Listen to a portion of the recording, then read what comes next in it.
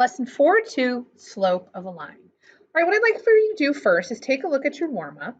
I want you to write these fractions in simplest form, and go ahead and you can leave these in improper fractions. Go ahead and hit pause. When you're done, hit play again. All right, so we went ahead and simplified these fractions and left them in improper fraction form, and that is okay. So today we're going to go ahead and talk about the slope of a line. Before we take a look at this key idea, I want to move down here to the bottom and talk about some of the equations that we wrote the other day. When we had equations like this, we had a line going up and a line going down. This is a positive slope because the line is increasing, it's getting higher as we go from left to right. Think about it like reading a book. We read lines from left to right as well. So our y up here is increasing. Now here it is decreasing, so we consider this a negative slope. Now, when I want to figure out the slope of the line, really I'm looking at a ratio. I want to know how to go from this point to this point. Now, if I just said move on a diagonal, it's not very clear as to what this might be. So what I'm going to do is give directions on how to go from this point to this point. Now, the first thing I'm going to do is look at the rise. This line goes that from here to here, I go 1, 2, 3, and move over 2. That's what we call the run. Think about it like a track start. You got to rise to run. So our slope here is a rise over run. Now, we abbreviate slope with the letter m, so I can say m is 3/2. That means I'm going to go up 3 over 2. If I start at this point, watch this. Up 3 over 2. Up 3 over 2 is how I always go from the next point. Now notice this number here is positive, and I have a positive slope. Now, slope really is just a ratio comparing the change in y, which is the rise, over the change in x, which is our run. So the slope, which is abbreviated by the letter m, is actually a ratio of the change in y, which is what we call the rise, to the change in x, which is the run, between 2 points. So I've noticed I've got 2 points here. So this one right here is 2, 3, and this one is 4, 6. So I'm comparing the steepness of the line between these 2 points. Now, if you notice, I have 2 x's and 2 y's. So to distinguish these, I'm going to say this is x1 and y1, x2 and y2. This is just the first point and the second point. And frankly, it doesn't matter which one is x1 or x2. So when we talk about the change in y and the change in x, we're looking at these 2 points. Any point, the first one, x1, y1, and the second one, x2, y2. So what is slope? Well, that's m. It's the rise over the run, how I get from point 1 to point 2, which is the change in y over the change in x. Now, because we're 7th grade, we're going to get fancy, and I'm going to use this symbol, which is delta. It means change in. So it's just a quick abbreviation, change in y over change in x. Now, honestly, the book doesn't use this, but I use a lot of shorthand, and so when you see this, that's meaning the change in y. Well, how do I find the change in y? Well, we're going to subtract those two. y2 minus y1 over x2 minus x1. So if I look at this, I know my slope is the rise over run, but I can also do it using the change in y over the change in x. That looks like y2 minus y1 over x2 minus x1. So y2, I have 6 minus 3 over 4 minus 2, which is 3/2. And I ended up with the same slope. So I can count or I can do it mathematically. So there's a lot of different ways to calculate the slope.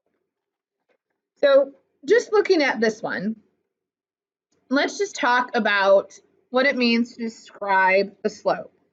Describe the slope means, is it negative or positive? Now here, our slope is increasing, so it's positive. Our slope here is decreasing, so it is negative. Next, I want to find the slope. So to do that, I can do rise over run. So let me see. For here to here, I'm going to go, let's see, up 1, 2, 3, 4, 5. So I went up 5 and over 1, 2, 3, 4, 5, 6. Notice this number is positive. My slope is also positive. Now, if we look at this next one, this is a negative slope. Okay, so I'm actually going down. So when I talk about the rise, my rise is actually negative because I got to go down to get to this point. So I've got 1, 2, 3. So that's -3.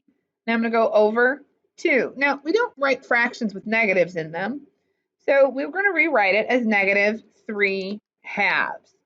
Notice my slope is negative. So is my fraction here. So go ahead on your own, find the slope of the line, hit pause, and then start back up when you've tried these problems. All right, now if you take a look at number 2, if you notice to go from the first point to the second, it's actually up to over 6. We always want to simplify our fraction. So our slope here is 1/3. Now, we've talked about positive slope, we've talked about negative slope, but there's 2 other types of slopes. So I want you to think of these as almost like if we were mountain climbing. If we were to go up a hill, that's considered a positive slope. If we were to go down a hill, that's considered, well, a negative slope. Now, if we're just crossing a flat line, there's no slope, there's no incline, there's nothing. So our slope here is 0. Now, if I am hiking and I run into this, really, what does that mean? That means I'm going to fall off a cliff. This is not no slope. This is undefined slope, meaning there's nothing we can do there. So our actual answer here is undefined slope. If you're hiking, you can go up, you can go down, you can go flat, but you definitely don't want to fall off that mountain. So we call that undefined. Now, just by looking at those, we can look to see, all right, this one has 0 slope, this one has an undefined slope, but what does that look like mathematically? So let's take a look at this one. So my first point here, I've got -1, 5.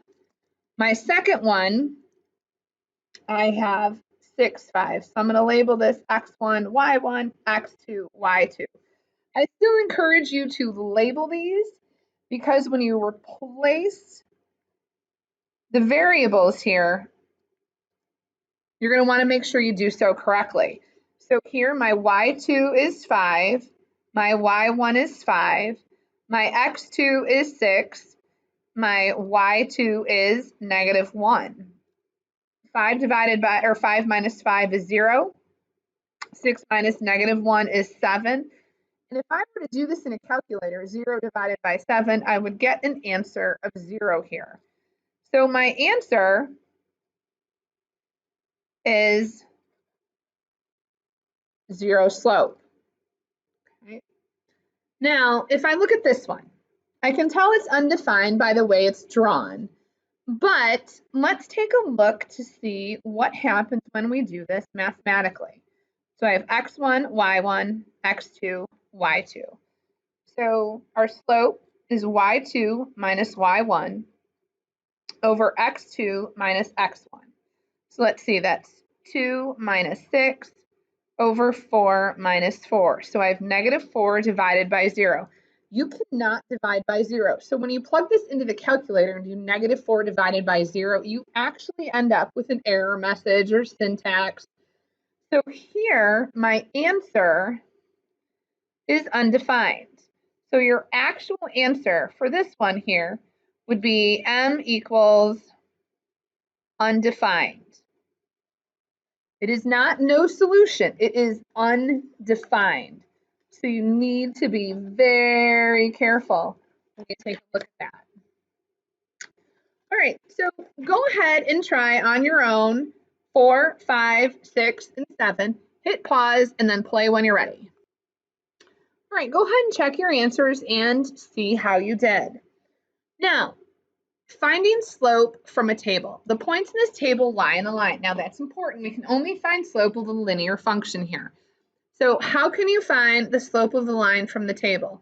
All you need to do is pick any 2 points. Doesn't matter which ones, you can just pick up any one you want. Okay, so let's see, I'm going to do 4, 6 and 10, 2. Why? I don't know. I just like those. So I've got x1, y1, x2, y2. Really important that you label these. So I have y2 minus y1 over x2 minus x1. So let's see, 2 minus 6, 10 minus 4, so that's negative 3 over, whoops, sorry, negative 4. Jumping ahead, negative 4 over 6, which means my slope is negative 2/3. Now, I did it another way here, where I used 0.18 and 74.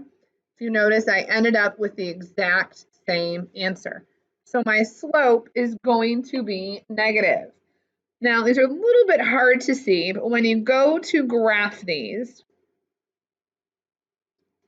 and I have points, let's see, 1, 2, 3, 4, 4, 6, and 10, 2, I end up with a negative slope.